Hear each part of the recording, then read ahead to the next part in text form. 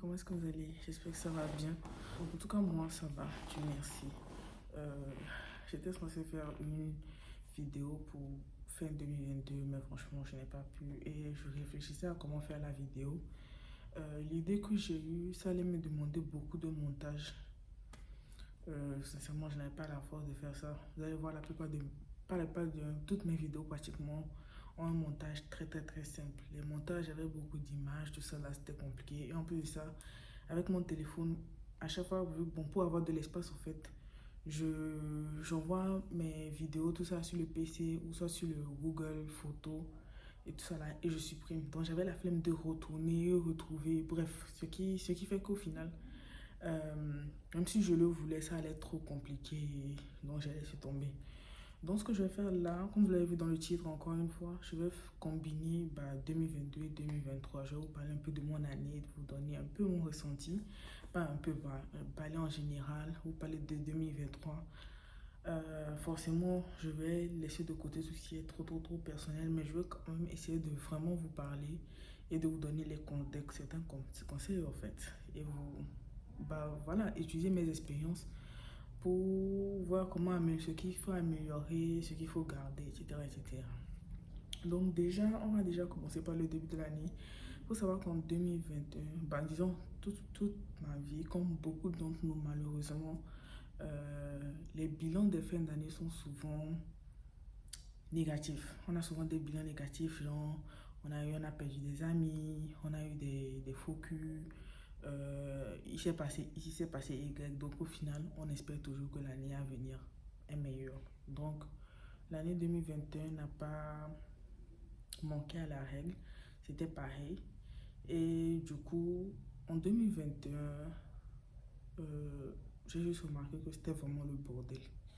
C'était pas ma pire année, hein, ça c'est clair. 2021 n'était pas ma pire année, mais c'était quand même le bordel. Donc, j'ai décidé, en fait, pour une fois, au lieu de dire, cette année, beaucoup d'argent, on enlève ci, on enlève ça, j'ai dit, ma seule résolution, c'était cette année 2022, je veux être heureuse. C'est ce que je me suis dit, que peu importe ce qui va arriver, je vais être heureuse. Et ça, notez bien, parce que c'est vraiment la clé. Peu importe ce qui va arriver, je vais être heureuse.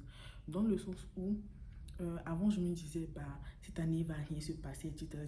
Du coup, dès que quelque chose de mauvais se passait, je classais déjà l'année comme étant mauvaise ou commençant mal. Mais là, j'avais pris conscience que il y aurait des hauts et des bas, mais peu importe les hauts et les bas, j'allais trouver mon bonheur dans cette année.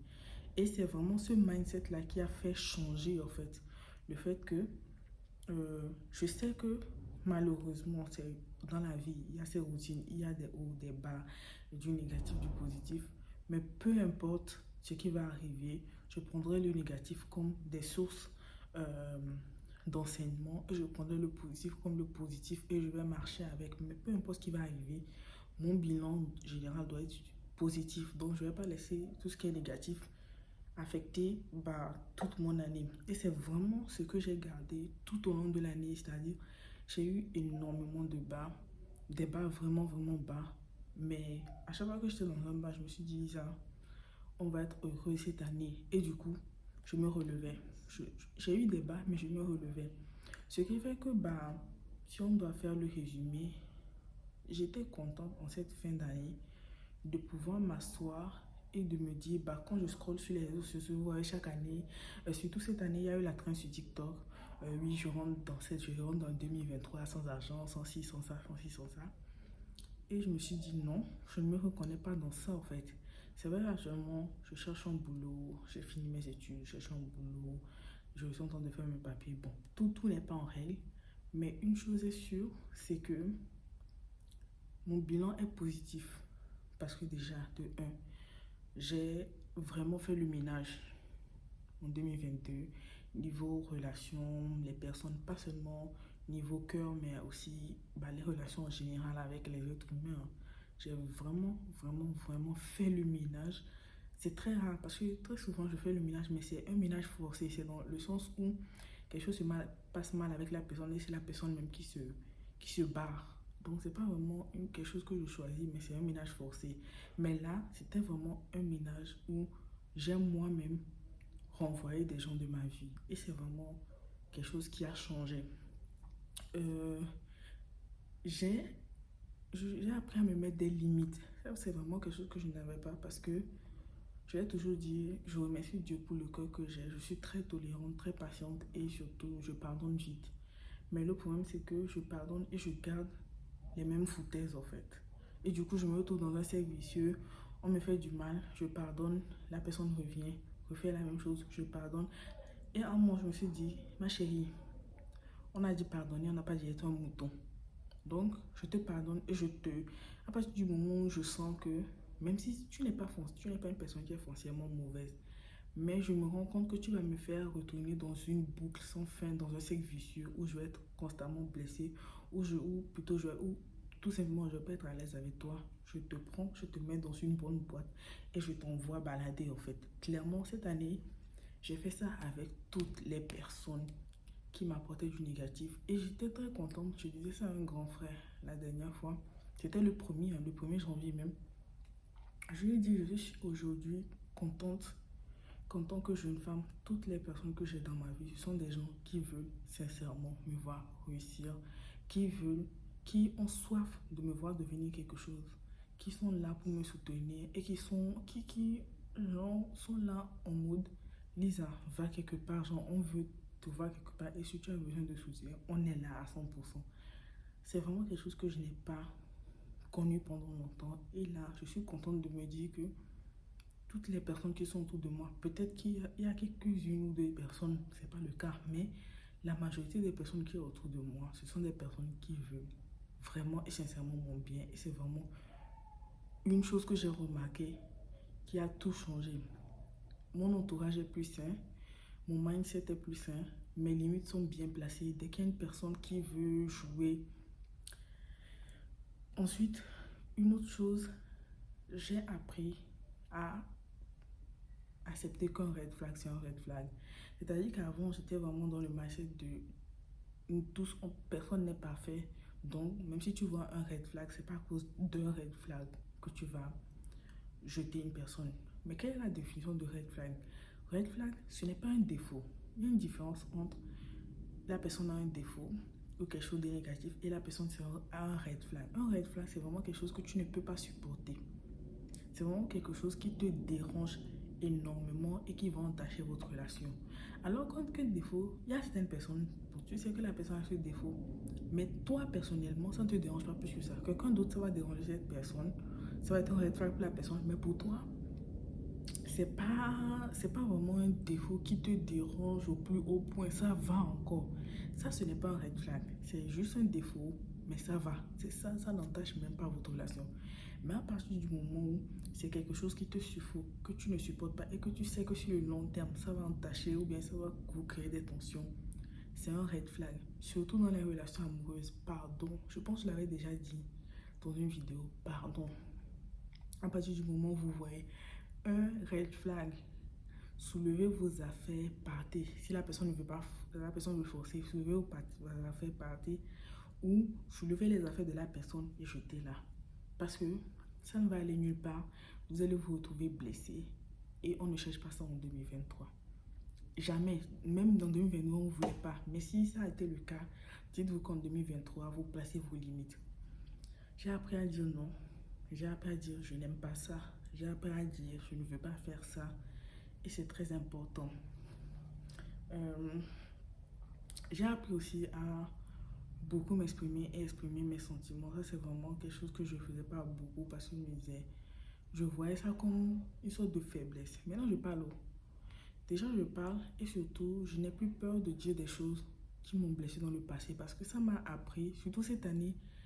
Avant, genre, je taisais énormément mon vécu parce que je me disais les gens s'en foutent et je n'ai pas envie d'étaler ma vie, surtout quand on se connaît au début. Cette année m'a appris qu'au contraire, faut pas faire ça non plus systématiquement. Bon, après, ça dépend de tout chacun. Mais il faut quand même le faire. J'ai pu connaître qui une personne était. C'était vraiment une personne qui elle était réellement grâce à une discussion qui a commencé par rapport à mon vécu, des choses qui m'ont vraiment blessée. Et j'ai bloqué cette personne immédiatement parce que je me suis rendu compte que cette personne, sur le long terme, si je n'avais pas su quelle était sa manière de penser, j'allais me retrouver avec une personne qui aurait pu me faire du mal ou me blesser à tout moment. Ça m'a permis de comprendre que cette personne elle-même en elle-même est un red flag et je l'ai immédiatement bannie de ma vie. C'est extrêmement important, s'il vous plaît. Certaines discussions sont nécessaires. Certes, vous allez parler de votre vie, mais vous allez savoir qui est-ce que vous avez en face de vous. Donc, c'est vraiment important. Encore une fois, grâce à toutes ces choses-là, en général, vous allez me dire que j'ai vécu beaucoup de trucs négatifs. Mais pour moi, je vois vraiment un bilan très positif en cette fin d'année parce que grâce à ça, j'ai pu connaître beaucoup de gens. J'ai connu des manipulateurs cette année. J'ai connu des gens qui n'en avaient rien à foutre des sentiments des autres.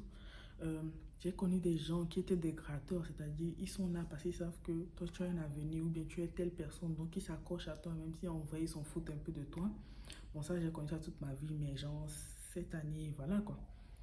J'ai connu énormément de choses comme ça, etc., etc., des situations difficiles, des murs, tout ça, tout ça, tout ça. Mais au final, j'ai grandi grâce à ces choses-là parce que, encore une fois, j'ai pu mettre des limites. J'ai pu comprendre que si moi-même, je ne mettais pas les barrières et que je n'étais pas à fond là-dessus, personne ne sera à fond sur cette barrière. C'est à moi d'être limite. Limite, je préfère que tu dises que genre, je suis en mode, je suis enragée, plutôt que de te donner assez. J'ai entendu des gens dire que j'étais compliquée parce que je mettais des limites. Et bien, il n'y a pas de problème. J'ai appris à m'en foutre. C'est vrai que je m'en foutais déjà de la vie des gens, mais là, vraiment, j'ai compris que ma soeur, ma chère, les deux seuls êtres que tu peux réellement satisfaire sur terre, c'est toi et Dieu. Les autres êtres humains, là, tu vas plaire à certains et d'autres ne vont pas t'apprécier. C'est comme ça. Tu ne peux pas plaire à tout le monde. Les deux êtres à qui tu peux plaire réellement, c'est toi et Dieu. Hum? Ok. Donc moi, c'est ce que je vous donne comme conseil. Donc maintenant, on a parlé de 2022.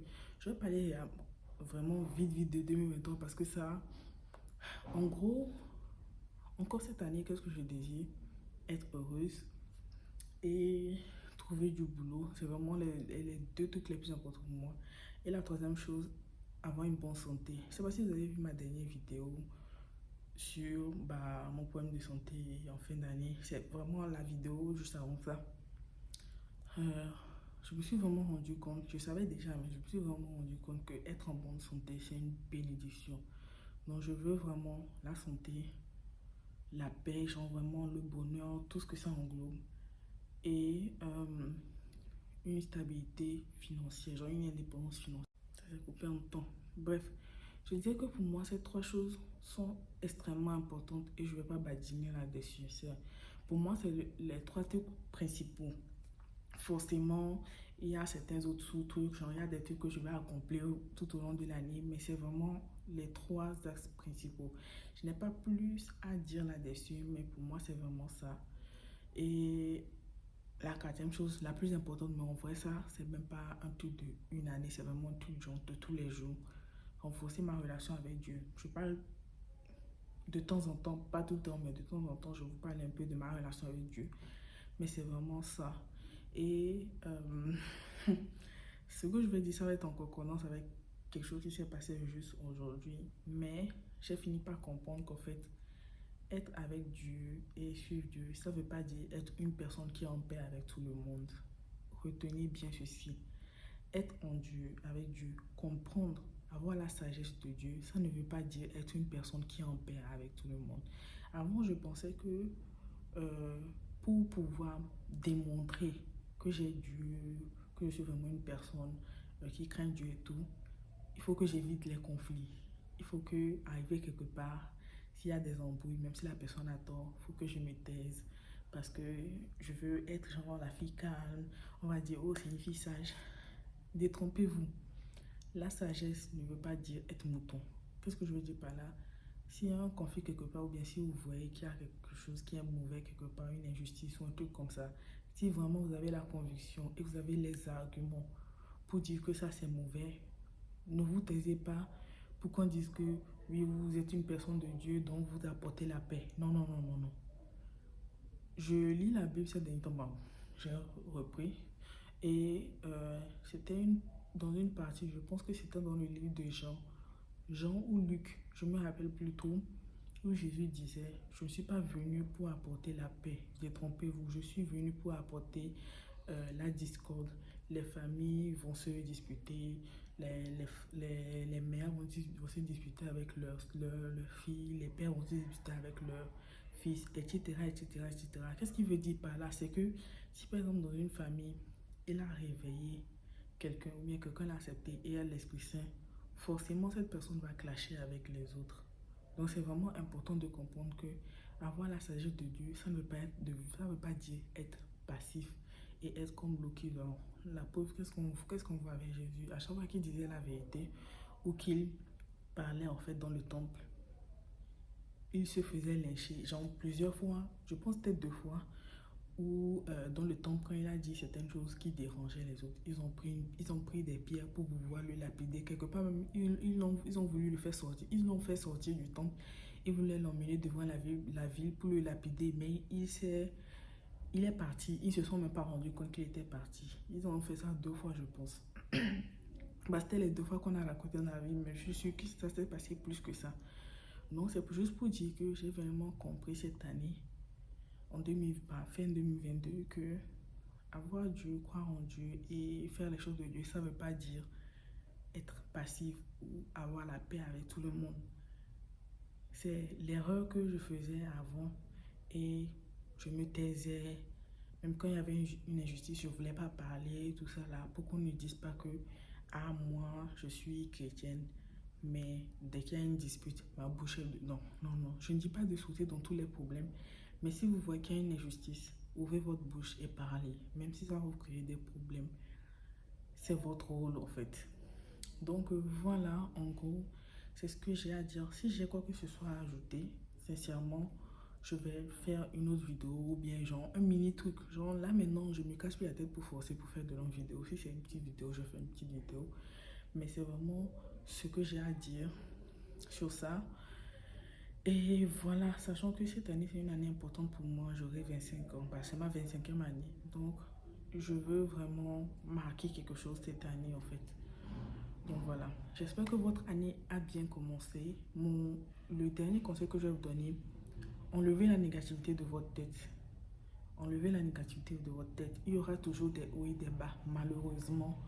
Mais dites-vous que peu importe les hauts et les bas, vous allez finir avec un bilan positif. Donc, c'est pas facile, hein. C'est vrai, même moi, l'année passée, j'ai dit à un moment, j'ai failli, truc là. Mais enlevez la négativité de votre tête et soyez focus. Et surtout, rappelez de ce qu'on dit souvent. Chacun s'assoit, Dieu le pousse. C'est-à-dire, tu prends ta chaise, tu montes sur la montagne, tu t'assieds avant que Dieu ne te pousse. Si tu attends que Dieu vienne prendre ta chaise, il prend ta chaise de la main gauche, il te prend pour déposer sur l'épaule de la main droite pour t'emmener avant de te pousser. Tu vas rester là où tu es. Donc prends ta chaise, monte, fais l'effort de monter, tu t'assieds et Dieu pourra te pousser. Donc voilà, moi ce sont mes conseils, c'est vraiment mon bilan. J'espère que ça va parler à quelqu'un, ça va aider quelqu'un, mais en gros voilà, c'est ça. Là, je ne sais pas si ma voix sort bien, mais j'évite de crier parce que tout le monde est en train de dormir. Donc, je n'ai pas envie que les gens se réveillent parce que je suis en train de faire une vidéo YouTube. C'est pas bien. Donc, j'ai vraiment descendu le plus possible ma voix, mais il faut quand même que vous m'entendiez. Bref, j'espère que cette vidéo vous aura plu, que ça vous a instruit un minimum, que ça vous a reboosté pour ceux qui étaient déjà down. Parce que j'ai vu sur les réseaux sociaux, surtout sur TikTok, beaucoup de gens étaient déjà négatifs pour le début d'année. Franchement, reprenez courage, croyez en vos objectifs, travaillez pour ça. Sincèrement, on le dit, mais vraiment, travaillez pour ça. Ça va aller. Poussez, poussez, poussez. Ayez foi en Dieu, ayez foi en vous. Et franchement, je vous souhaite la meilleure des années. Et pas seulement la meilleure des années, mais que cette année 2023 soit le début d'une très belle vie, malgré les hauts et les bas. Et voilà quoi, soyez bénis, que Dieu nous garde et bah, hasta la mission.